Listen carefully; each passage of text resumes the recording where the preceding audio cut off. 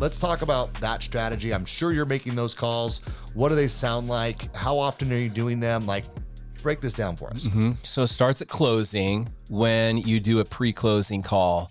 And they're not thinking of this because I can tell you from experience, you're going to get the text or the phone call, but it starts at your pre-funding review call, letting them know that the day that we fund your mortgage, you buy a new home, your public records now. And there's dirty parts of our industry that are going to be exposed. And that's the securities industry, the insurance industries, the mortgage industries. You're going to start getting direct mail. So it's going to start in the mortgage industry and the insurance industries. You're going to get some direct mail that's going to pose that it's a letter from us. It's not. So if you get something that's weird, just take a picture of it and text it to me. So I start with that. That's pre-closing.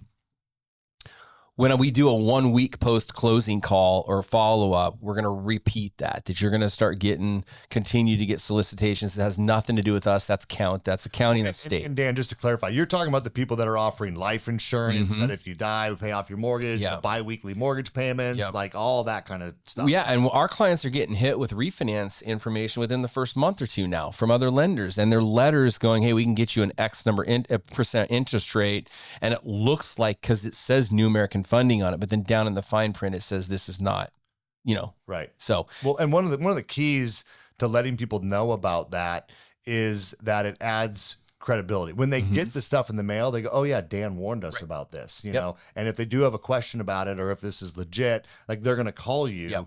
And so whether or not they call you or not, it's just, you've added some credibility to who you are by letting them know what's going to happen. And then when it does happen, they go, oh yeah, Dan told us about that. So when they get the other mail pieces that show a crazy low interest rate with 4 points, oh yeah, Dan mentioned that. So we do bring that up. So that's the 1 week post close.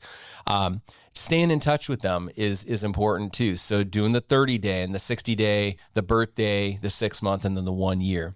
And what I'm doing in between that is I've been doing this since 2017. It's called Making Sense of Your Market. It's a video, like you do a podcast every Tuesday. I do a video every Friday. It's a 3-minute video, and it's our interest rates up or down week over week. Something in the news right now, it's the shutdown, the government shutdown. I called it. I got that information out before it shut down. I said, this is my 5th one. There's no news here, that we're still going to process and fund loans. It's all good. The feedback that I've received on that is huge, because I'll go back to 2013. I was newer in the mortgage industry. Obama was the president. There was a shutdown. I was freaking out based off of what I was seeing and reading in the news and kind of seeing on social media. Then I lived through it. And then the mortgage industry has evolved since then. So it's not really going to affect our industries, but they don't know that, right? So being ahead of that, it's more proof that Dan knows what he's talking about, right? So they trust you a little bit more. But you guys, the homework assignment that I had probably 4 weeks ago, it was identify anyone in your database that has a 6.875% interest rate or higher. Put them on a separate list and call every single one of them, and then email every single one of them. And then this is what we've done. We find out their current interest rate. We find out so their current situation, current market rates, where we're at. And then based off of their goals, where do we need to be to lock you in? Barry Abib's talked about this. There was 4 or 5 different opportunities in the last 3 years to refinance people, but on average, they lasted 2.8 days. That's not enough time for me to take an app, get it uploaded, and get it locked, right? We're playing from behind. And so this time, let's be a little bit more intelligent about it. Let's be a little bit more organized. And that's what I'm sharing with clients. And then we've got news in front of us. We have an October and a December Fed meeting. Both of them, the October one, there's predicted to lower the Fed rate. That indirectly could impact mortgage rates. So let's take a look at how the government shut down the October Fed rate meeting. Let's just be prepared. So those are the conversations I'm having. But it's that third column, that strike rate, whether it's a term reduction, a rate reduction, a cash out.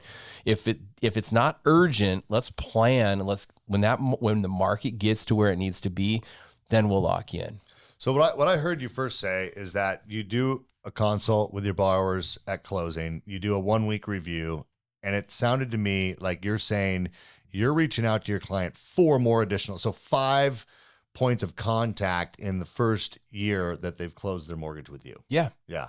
Yeah. Like, you guys, like, who's doing that? Like, are you doing that in your business? Because now when Dan breaks out a separate list of everyone at 6 and 7/8 or higher and decides he's going to check in with those people and set a strike rate and check in on their deal and be ready for the next dip. We've talked about this so many times. These dips are fleeting, but they will be coming, and you can capitalize on them. But when he reaches out, like, it's not like it's the first time they've heard from him. Like, this is now a warm call. There's a relationship during the loan process, which most of us are probably pretty good at.